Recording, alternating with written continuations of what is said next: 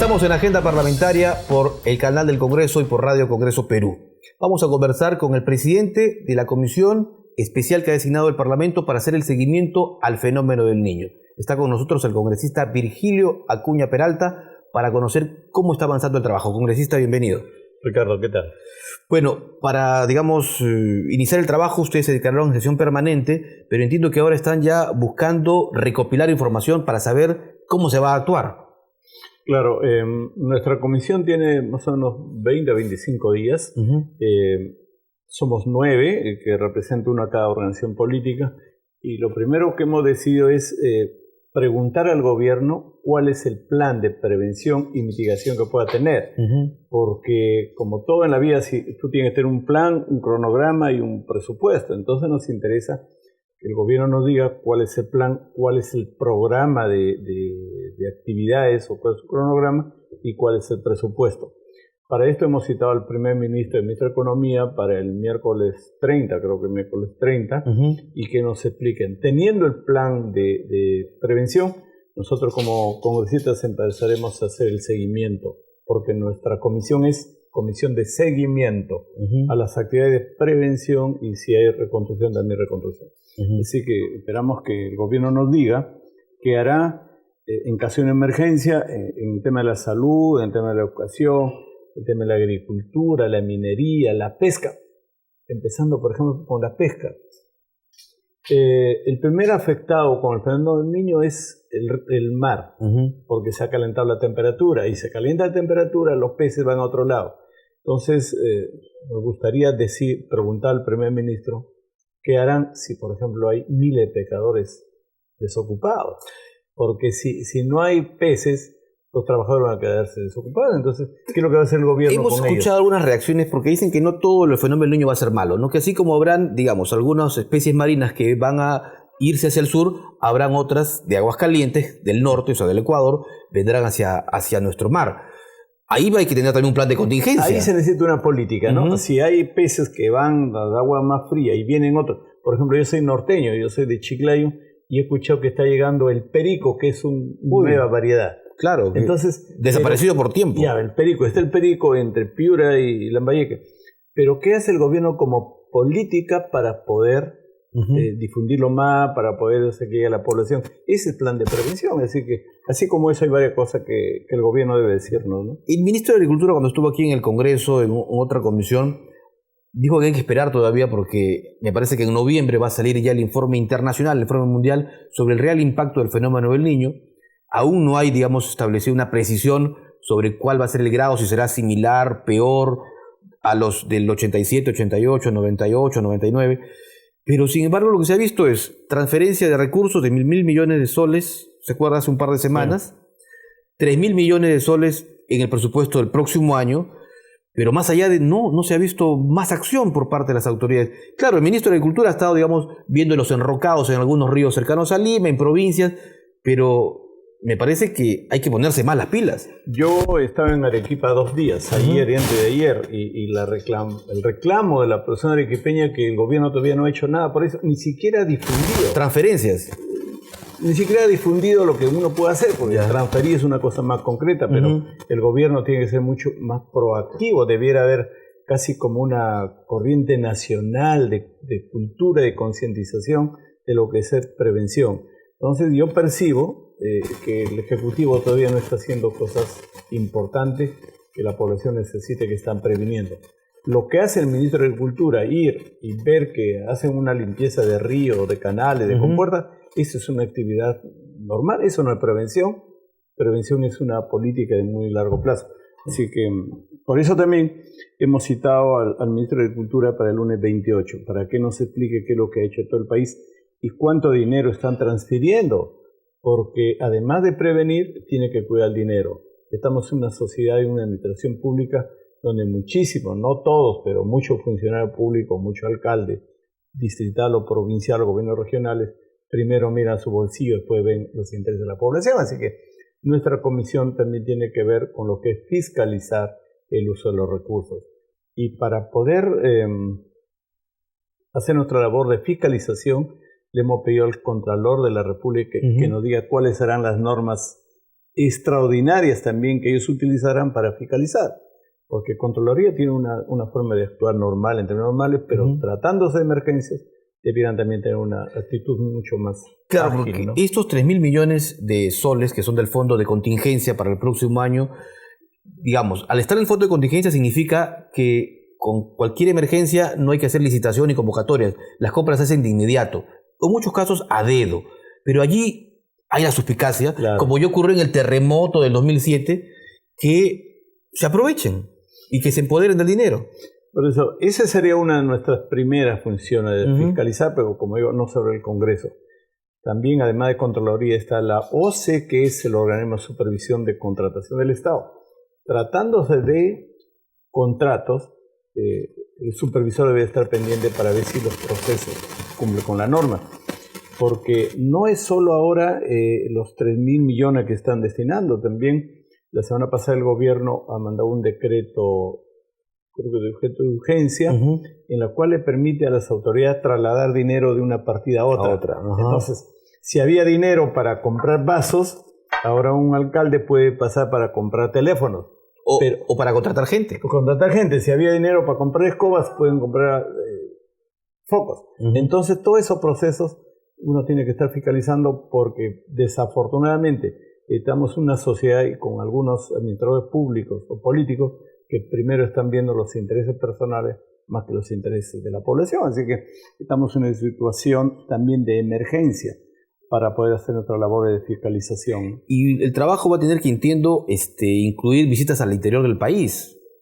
Claro, como digo, la primera etapa es levantamiento de información, ¿no? Y ahora, teniendo la información, y el próximo miércoles, nos dé o no nos dé la información el primer ministro, nosotros ya el viernes y sábado vamos a estar primero en Tumbes y luego en Piura. Viernes y sábado vamos a estar viendo, y hemos convocado al gobernador regional, a los alcaldes provinciales, alcaldes distritales, para que todos puedan tener una conversación con ellos y nos informen. Primero, qué actividades están haciendo como prevención. Segundo, qué recursos tienen para esas actividades. Y tercero, cuáles son las necesidades faltantes, porque a veces el Ejecutivo o los ministros de Lima no son capaces de ver la real necesidad de los pueblos.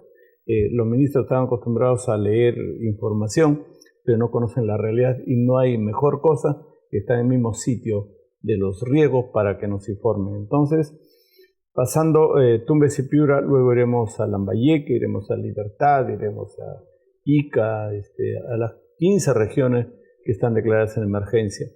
Entre ellos está también el Cusco, está Puno, está Arequipa, está Ica, está Cajamarca. Espero que nos dé el tiempo suficiente para que antes que lleguen las lluvias nosotros podamos visitar a la población y recuperar esa información y trasladar al Ejecutivo. Como reitero, Ricardo, el Ejecutivo no es que solo tiene que ver con limpieza de ríos o canales, tiene que ver un plan muchísimo más amplio para evitar plagas, evitar epidemias, evitar la destrucción de puertos, aeropuertos, carreteras, canales. El tema de prevención es un tema sumamente amplio que espero que el Ejecutivo lo tenga preparado, ¿no? Usted ha dicho algo que es importante. Las vías de comunicación se van a ver afectadas con las lluvias, porque las lluvias, bueno, desbordes de ríos, probablemente también haya huaicos, ¿no? Genera todo esto, la lluvia trae todas esas consecuencias. Pero también va a tener que ver a los afectados, a los damnificados, habrá que trasladarlos desde las zonas del interior del país hasta las capitales de provincia o hacia Lima. Es decir, vamos a tener que tener también puentes aéreos. Esto va a implicar, ¿estamos preparados para una contingencia de ese tipo? ¿Tenemos aeropuertos, aviones suficientes para llevar gente, para trasladar ayuda?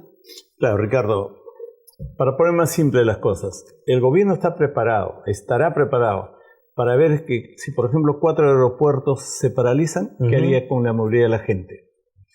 ¿Dónde parquean los aviones? ¿Dónde van? El ministro de Vivienda podrá saber si en mi zona, que es Chiclayo, hay 100 casas que se destruyen, a dónde llevar a la población a vivir. El ministro de Salud tiene que saber si aparece una plaga como el dengue que le afecta a 100.000 personas, cómo lo va a cubrir. La verdad que el tema de fenómeno de es sumamente amplio y por eso le exigimos al primer ministro que tenga un plan. Si no tiene un plan, el riesgo es alto.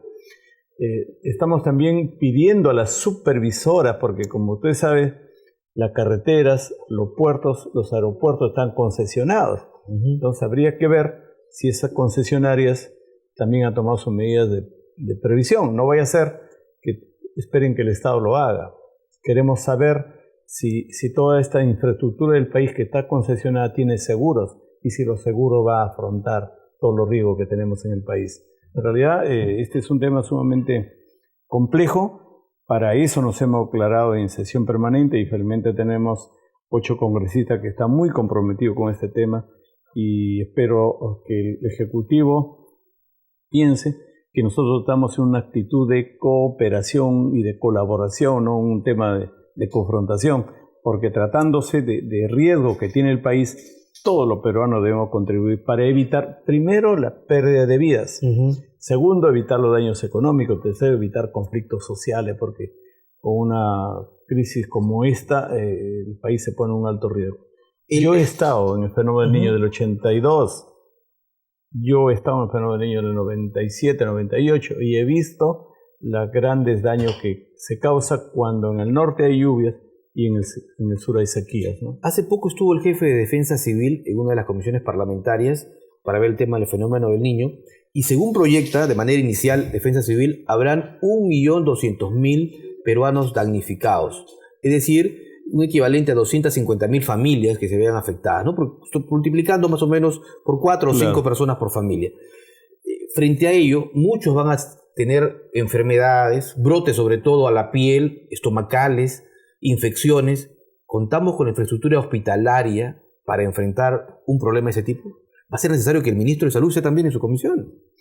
Claro, no podemos llamar a todos los ministros, ¿no? Porque ya el gobierno ha designado una comisión especial, que está el ministro de Agricultura, el de Salud, Educación, Vivienda del Interior. Ellos tendrán el plan y yo percibo que no hay un plan tan grande como el que estamos comentando acá, poniéndonos en los riesgos más extremos, que ojalá no se dé, ojalá no lleguemos a ese extremo de tener aeropuertos cortados o epidemias o plagas, ojalá no lleguemos a eso, pero sin embargo en nuestra función de fiscalización nos queda esta tarea de fiscalizar primero el plan que tenga el gobierno.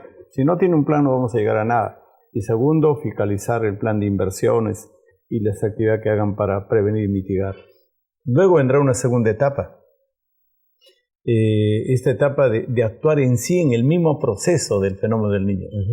¿Y qué es lo que va a hacer si, por ejemplo, no hubiera alimentos, no hubiera agua, no hubiera transporte? Es una situación de emergencia que uno tiene que estar preparado para atender en caso las carreteras se corten y en los mercados estén desabastecidos. Tremendo trabajo que va a tener la comisión. Van a tener ustedes que estar permanentemente en full chamba en las zonas de emergencia, verificando que todo sea con normalidad.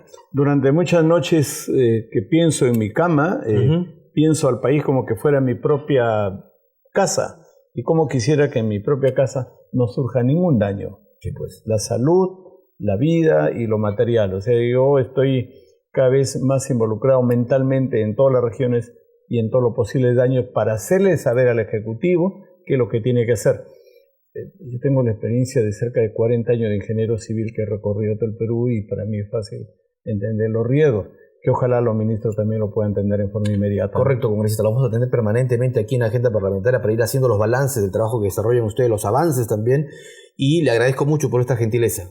Muchas gracias, Ricardo. El congresista Virgilio Acuña Peralta, presidente de la comisión encargada del seguimiento del fenómeno El Niño, estuvo aquí para contarnos a través de Congreso Televisión y Radio Congreso cómo están empezando su labor y cómo la van a desarrollar en adelante. Gracias por su compañía.